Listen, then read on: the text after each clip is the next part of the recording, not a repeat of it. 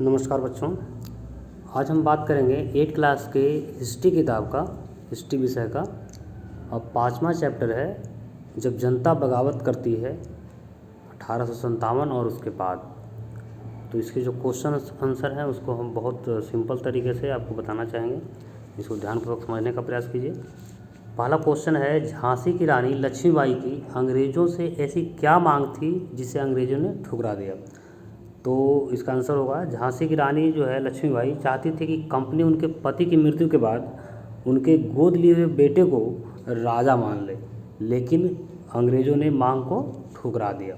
यानी कहने का मतलब है कि उसने हड़प नीति के तहत ऐसा नीति बनाया था, ऐसा नियम बनाया था कि अगर किसी का अपना संतान नहीं है, वो भी पुरुष, किसी राजा का, तो उस राज्य को जो है अंग्रेजी शासन में विलय कर लिया जाएगा। तो इसी चीज़ को लेकर के जो है रानी लक्ष्मीबाई थी वो मांग की थी अंग्रेज़ों से, जिसको ठुकरा दिया गया था। नेक्स्ट क्वेश्चन है, ईसाई धर्म मानने वाले या अपनाने वालों को हितों की रक्षा के लिए अंग्रेज़ों ने क्या किया। तो अंग्रेज़ों ने यहाँ जब आया तो भारत में, तो धर्म के माध्यम से भी लोगों को सांस्कृतिक पहचान को ख़त्म करने का प्रयास किया और लोगों को धर्म परिवर्तन करवाने का पुरजोर प्रयास किया। तो इसी दौरान वो जो है ईसाई धर्म के संदर्भ में कुछ नियम है, उसको समझिए। 1830 के बाद कंपनी ने ईसाई मिशनरियों को खुलकर काम करने और यहाँ तक कि ज़मीन व संपत्ति जुटाने की छूट दे दी। और 1850 में एक नया कानून बनाया गया जिससे ईसाई धर्म को अपनाना और आसान हो गया। इस कानून में प्रावधान किया गया है कि अगर कोई भारतीय व्यक्ति ईसाई धर्म अपनाता है तो पुरखों की संपत्ति यानी पूर्वजों की संपत्ति पर उसका अधिकार पहले जैसा ही रहेगा। तो इस प्रकार के इसे कहने का, तो कोई अगर मान लिया जाए कि एक बाप का 2 बेटा है और एक जो है ईसाई धर्म अपना लिया, तो वो अपने पूर्वज की संपत्ति से बेदखल नहीं होगा, उसको भी अधिकार मिलेगा। तो इससे क्या हुआ कि ईसाई धर्म को यहाँ बढ़ावा मिला, है कि नहीं। हम ये भी एक जान ले बात कि पहली बार जो है 1800 चार्टर एक्ट के तहत ईसाई मिशनरियों को भारत में धर्म प्रचार के लिए आने का छूट दिया गया था। नेक्स्ट क्वेश्चन है, सिपाहियों को नए कारतूसों पर क्यों एतराज़ था। जब 1857 की क्रांति का जो तात्कालिक कारण था वो सिपाहियों द्वारा जो है इसी मुद्दे पर हुआ था। तो ब्रिटिश शासन ने दिसंबर 1856 में सैनिकों के लिए ब्राउन बेस की जगह पे एनफील्ड राइफल, ध्यान रखिएगा यहाँ पे एनफील्ड राइफल है कि नहीं, के प्रयोग का फैसला किया। जनवरी 1857 में यह अफवाह फैल गई कि कारतूस में गाय और सुअर की चर्बी लगी हुई है। ये जो है गाय और शुगर की चर्बी लगी हुई है, ये जो है अफवाह फैल गई है, हालांकि ऐसा रियलिटी नहीं था। इससे जो क्या हुआ कि हिंदू और मुसलमान सिपाहियों को यह लगा कि सरकार जानबूझकर हमारे धर्म को भ्रष्ट करना चाहती है। देखिए उसमें जो कारतूस में लगा हुआ था, जो अफवाह फैली कि गाय और शुगर का चर्बी लगा हुआ है और उसको दांत से काटना होता था, तो सिपाहियों को लगा कि ये जो है हमारे धर्म को भ्रष्ट करना चाहता है। क्योंकि देखिए हिंदू जो है वो गाय नहीं खाता है, मुस्लिम जो है यानी इस्लाम जो है वो सूअर को नाम लेना पसंद नहीं करता है, सूअर का मांस नहीं खाता है वो। तो ये अफवाह फैल गई कि दोनों के जो है धर्म को ही खत्म करना चाह रहा है। नेक्स्ट क्वेश्चन है, अंतिम मुगल बादशाह ने अपने आखिरी साल किस तरह बिताए। तो अंतिम मुगल सम्राट जो थे, है कि नहीं, वो बहादुर शाह जफर थे। तो जब 1857 की क्रांति हुई मई में, जब इसका विद्रोह शुरू हुआ 10-11 मई से, तो उसके बाद सितंबर 1857 में इनको गिरफ्तार कर लिया गया। और इसके बाद जो है अक्टूबर 1858 में बहादुर शाह जफर और उनकी पत्नी जो है बेगम जीनत महल थी, उन दोनों को रंगून जेल में भेज दिया गया। रंगून जेल जो है म्यांमार में पड़ता है, वहाँ भेज दिया गया। इसी जेल में नवंबर 1862 में उनका वहाँ मृत्यु हो जाता है। तो ये भी चीज़ ध्यान रखना है आपको कि पूछेगा कौन ऐसा मुग़ल बादशाह है जिसका मृत्यु म्यांमार में हुआ है यानी रंगून में हुआ है, तो है अंतिम मुग़ल सम्राट जो बादशाह बहादुर शाह जफर। और उसी समय जब इनको गिरफ्तार किया गया था तो इनके जो बेटा था उसको इनके सामने ही गोली मार दिया गया था अंग्रेज़ों के द्वारा। तो ये ध्यान रखना है। नेक्स्ट क्वेश्चन है, मई 1857 से पहले भारत में अपनी स्थिति को लेकर अंग्रेज शासकों में के आत्मविश्वास के क्या कारण थे। यानी उनको ये आत्मविश्वास था कि हम तो यहाँ से अभी जाने वाले नहीं हैं, हम अभी लंबा शासन करेंगे, यहाँ लंबा मतलब हमको यहाँ से जाना ही नहीं है, हमारा उपनिवेश टाइप का है भारत, और हम यहाँ से अपना रेवेन्यू जनरेट करते रहेंगे। उनके क्या कारण थे, इतना कॉन्फिडेंस क्यों था, इसको समझना है। तो भारत में अंग्रेजी शासन की नींव 1757 की प्लासी की लड़ाई में पड़ा, है कि नहीं। और उसके बाद से लगातार ब्रिटिश शासन का विस्तार होता गया। अंग्रेज़ों को भारत में अपनी स्थिति को लेकर आत्मविश्वास के निम्नलिखित कारण थे। देखिए, नहीं कहने का मतलब कि 1857 क्रांति के बाद 1757 के प्लासी के युद्ध के बाद वो लगातार अपनी क्षेत्र में विस्तार करता रहा, बारी बारी से भारतीय शासकों को जो है हराता रहा, उसको जीतता रहा, हड़पता रहा, सहायक संधि करता रहा, तमाम तरह के कल बल छल से जो है भारत के रियासतों को अपने शासन में मिलाता रहा। अब था कि उसका आत्मविश्वास का कारण क्या था, तो उन्हें पता था कि सभी भारतीय शासक एकजुट नहीं है, इसलिए फूट डालो और राज करो की नीति द्वारा लंबे समय तक शासन किया जा सकता है। उसको एक धारणा ये भी था उसके अंदर। उनको पता था कि भारतीयों के पास अंग्रेजों जैसा आधुनिक हथियार नहीं है, इसलिए हम कोई भी युद्ध लड़ेंगे, कोई भी लड़ाई लड़ेंगे तो हम जीत जाएंगे, इस तरह की बात था उनके अंदर। भारत की अधिकांश जनता जो है अशिक्षित और गरीब था, इसलिए उन्हें लगता था कि इन पर शासन करना आसान है। आज भी देखिए, गरीब आदमी को, अशिक्षित आदमी को दबाना बहुत आसान होता है बड़े लोगों द्वारा, है कि नहीं। तो ये सब चीज़ें था, इसलिए उसको लगता था कि हम यहाँ पे जो है शासन करते रहेंगे।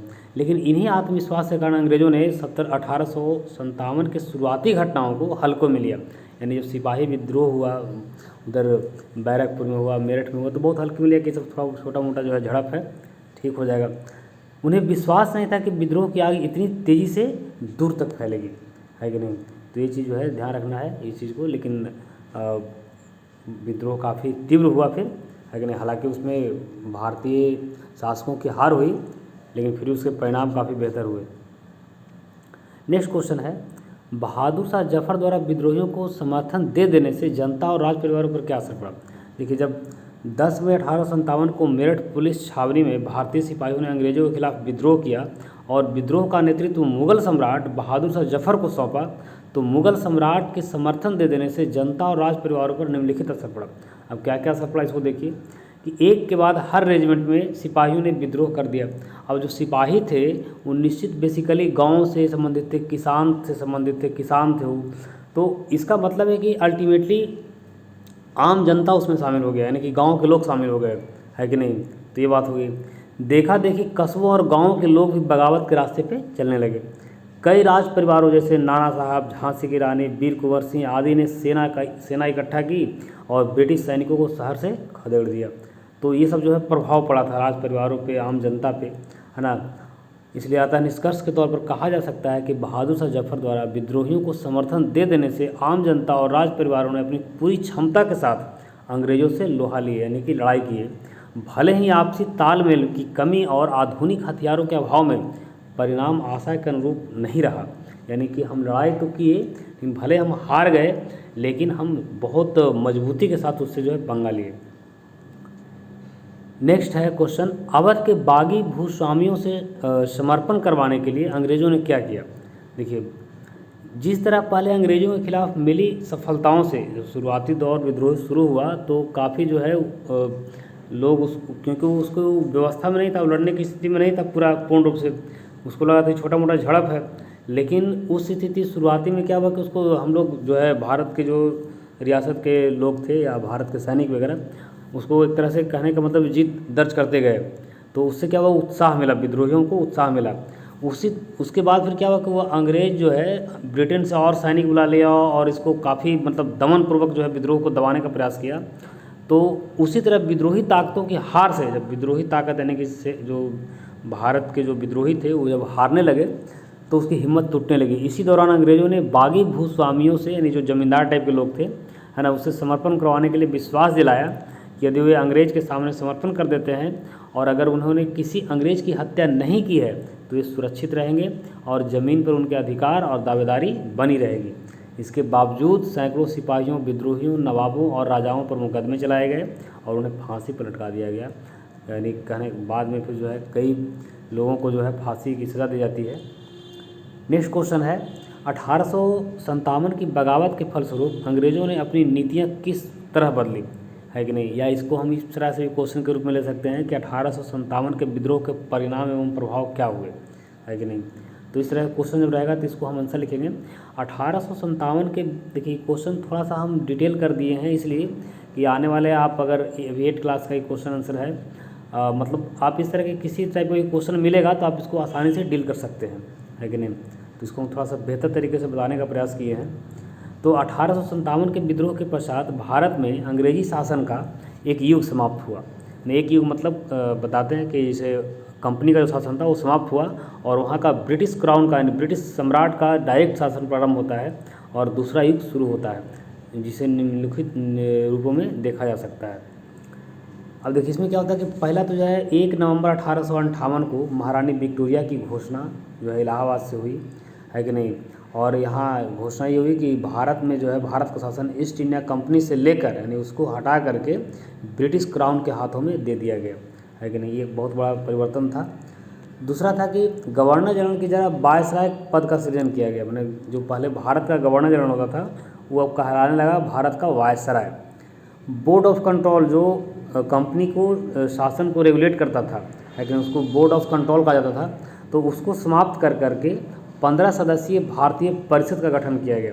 और इसके लिए देखिए भारतीय परिषद जो थे इसके लिए ब्रिटेन में एक भारत मंत्री बनाया गया, या इसको भारत सचिव कहते हैं, है कि नहीं। और उसी की सहायता के लिए 15 सदस्यीय भारतीय परिषद का गठन किया गया, है कि नहीं। और क्या किया गया, भारतीय विधान परिषद अधिनियम 1861 पारित किया गया, जिसके तहत प्रतिनिधित्व प्रणाली की शुरुआत हुई। यानी कि जो आज हम असेंबली चुनाव वगैरह वाला जो बात है कि नहीं, संसद और लोकसभा ये सब जो है विधानसभा, तो ये सब चीज़ों का प्रणाली का शुरुआत जो है इसके बाद से ही भारत में होता है, यानी कि 1861 का अधिनियम के द्वारा। ये भी क्वेश्चन इंपॉर्टेंट है, इसको ध्यान रखना है। अब इसके बाद देखिए सैन्य व्यवस्था में क्या क्या परिवर्तन किए गए इसको समझिए। तो पहला तो पील कमीशन का गठन किया गया, है कि नहीं, कि सेना के जो है पुनर्गठन कैसे किया जाए इसके लिए। इसके तहत ये प्रावधान किया गया कि जो भारतीय और यूरोपीय सैनिक हैं यहाँ ब्रिटिश सरकार के पास भारत में, तो उसमें जो भारतीयों का अनुपात पहले 5 था और यूरोपीय 1 थे, इसको हटा करके 2:1 कर दिया गया। सैनिक वर्ग में सिख, गोरखे और पठान आदि को प्राथमिकता दी गई, क्योंकि ये लोग जो है जब 1857 का विरोध हुआ था तो इन लोगों ने ही अंग्रेज़ों का साथ दिया था, उन्हें उसके साथ दृढ़तापूर्वक लड़ाई में सपोर्ट किए थे। बाकी जैसे जो बिहार के और अवध यानी उत्तर प्रदेश वगैरह के जो पुलिस थे, जो सिपाही थे, वो तो विद्रोही बने हुए थे, तो इसलिए इन लोगों को जो है इसमें सिपाही में शामिल नहीं किया गया। फिर बाद में उच्च पदों पर भारतीय सैनिकों की नियुक्ति बंद कर दी गई कि जो है ज़्यादा उच्च पद इसको नहीं मिलेगा। तो खाना जो है यूरोपियों के संरक्षण में था कि कहीं ऐसा ना हो कि भारतीय लोगों को दे दो तो वो तोपे से खिदी उड़ा देगा बहुत सारा, तो इसलिए जो है तोपखाना जो था वो मतलब जो है यूरोपीय सैनिकों के संरक्षण में ही था। इसके अलावा अगर और देखें हम देसी रियासतों के प्रति नीति परिवर्तन किया गया, जो बहुत सारे देसी रियासत थे राजे रजवाड़े उसके प्रति, तो अधीनस्थ संघ की नीति अपनाया, है कि नहीं। अब ब्रिटिश परमसत्ता की अवधारणा को स्थापित किया। देखो अधीनस्थ संघ का मतलब होता है, अधीनस्थ मैंने कहने का मतलब कि जो इसे मान लो कोई ज़मींदार है तो शासन तो करेगा ठीक है अपने लोगों पर वहाँ पे, लेकिन उसके ऊपर कौन है, ब्रिटिश सरकार है। तो इस चीज़ को मानना होगा कि हम जो है आपके अंतर्गत काम कर रहे हैं। उत्तराधिकारी गोद लेने के अधिकार को मान्यता दी गई। उत्तराधिकारी से कैसे, अभी झांसी की रानी की बात कर रहे थे, तो वो अपने दत्तक पुत्र को यानी गोद लिए हुए पुत्र को ही दत्तक पुत्र कहा जाता है, तो उसको जो है वो मांग कर रही थी ना कि हमको इसको जो है राजा बनाया जाए हमारे दत्तक पुत्र को, है कि नहीं। लेकिन इस तरह के जो है चीज़ों को पहले मान्यता नहीं था, लेकिन बाद में फिर जो है 1857 की क्रांति के बाद इसको मान्यता दे दिया है कि कोई राजा अपना अगर उसका संतान नहीं है तो उसको जो है उत्तराधिकारी का अधिकार मिल जाएगा। अधिग्रहण की नीति त्याग दी, जो हड़प नीति था, सहायक संधि की नीति था, इस नीति का त्याग कर दिया, है कि नहीं। अब नेक्स्ट समझिएगा कि सार्वजनिक सेवाओं के प्रति नीति में क्या बदलाव किया। तो नागरिक सेवाओं में भारतीयों के प्रवेश को और कठोर बना दिया। नागरिक सेवा जैसे मान लिया कि जो उस समय सिविल सेवा होता था, जिसमें जो आज यूपीएससी है कि नहीं, जो अधिकारी डीएम वगैरह बनते थे, कलेक्टर बनते थे उसके तहत, तो उसका जो खुली प्रतियोगिता की आयु को घटा करके 23 साल से 22 साल कर दिया, है कि नहीं। चुने हुए छात्रों को 1 वर्ष का इंग्लैंड में प्रोबेशन पीरियड कर दिया कि 1 साल के लिए आपको जाना पड़ेगा कहाँ, इंग्लैंड, वहाँ ट्रेनिंग होगा, है कि नहीं। वहाँ अगर ट्रेनिंग बढ़िया से कर लीजिएगा तब आपको यहाँ फिर जो है कलेक्टर बना के भेजा जाएगा भारत में। तो ये सब चीज़ें की गई। फिर बाद में 1866 में आयु को पुनः घटा करके 21 साल कर दिया जाता है कि नहीं। दूसरे अन्य सेवाओं में अधिक वेतन वाले पद ब्रिटिश नागरिकों के लिए सुरक्षित कर दिए गए, यानी कि जो अधिक वेतन वाले पद थे उस पर भारतीयों की नियुक्ति बंद कर दी गई, है ना। इसके बाद आगे देखेंगे कि मुसलमानों के प्रति क्या नीति अपनाई। देखिए क्योंकि 1857 की क्रांति में मुसलमानों ने काफ़ी बढ़ चढ़ कर हिस्सा लिया था, है कि नहीं। क्योंकि उसके पहले मुग़ल शासक थे, तो मोस्टली जो रियासतों के शासक थे, गवर्नर थे, है ना, सूबेदार थे, वो मुस्लिम ही थे। तो इसलिए उन्होंने भी ज़्यादा विरोध किया, क्योंकि सत्ता उसका जा रहा था उस समय। तो उसको लगा कि भाई इसमें विरोध करने का उचित समय है, सब कोई हिंदू मुस्लिम सब एक होकर शासन विरोध कर रहा है। तो उस समय जो है ये क्या किया, जब बाद में 1857 की क्रांति के बाद की बात होती है, तो अंग्रेज़ों को लगा कि सबसे ज़्यादा जो है विरोध हमारा जो है मुस्लिम लोगों ने किया है, इसलिए उसके प्रति घृणा की नीति अपनाई। 1870 ईस्वी तक मुस्लिमों के प्रति घृणा की नीति अपनाई। उसके बाद बांटो और राज करो की नीति अपनाई। उसके बाद लाया फिर जो है कोई मतलब कहने का उसको सजेशन मिला, उसको सुझाव मिला ऐसा अंग्रेज़ों को कि भाई इन लोगों को मिलाओ और हिंदू मुस्लिम में लड़ा करके शासन लंबे समय तक किया जा सकता है कि नहीं। तो ये था। नेक्स्ट है जमींदारों के प्रतिनिधि। तो इससे मित्रता का प्रयास, मैंने जमींदार जो थे अब सोचे कि इससे लड़ करके लड़ना ठीक नहीं है, उससे मित्रता का प्रयास किया। राष्ट्रवादी रुझान वाले शिक्षित वर्ग के खिलाफ उनका इस्तेमाल किया, है कि नहीं, ये था। नेक्स्ट था सामाजिक सुधार के प्रतिनिधि।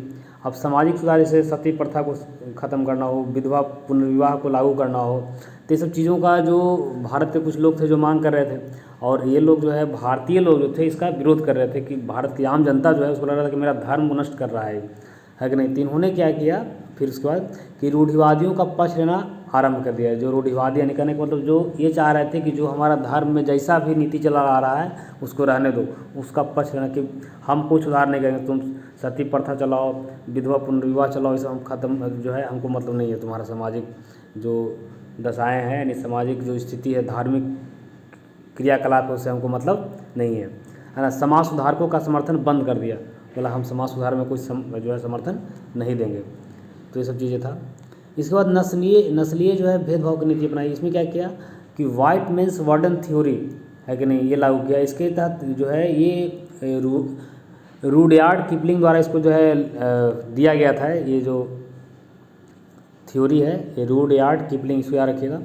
इसके तहत क्या था कि जो इसका मानना था कि जो गोरे लोग हैं वो सर्वश्रेष्ठ हैं और उनका ये जिम्मेवारी है कि देश के जो जितने भी इस पृथ्वी पर काले लोग हैं या फिर पिछड़े लोग हैं उसका कल्याण करना है, यानी कि हम सब श्रेष्ठ हैं। सिंपल बात है कि उसका वाइट मेंस वार्डन थ्योरी का जो सिद्धांत था उसका मेनली यही था कि हम सर्वश्रेष्ठ हैं, इसलिए हम ज़्यादा अच्छे से जीवन यापन करने का हक है हमको, और तुम लोगों का कल्याण करने के लिए हमको ईश्वर ने भेजा है कि नहीं।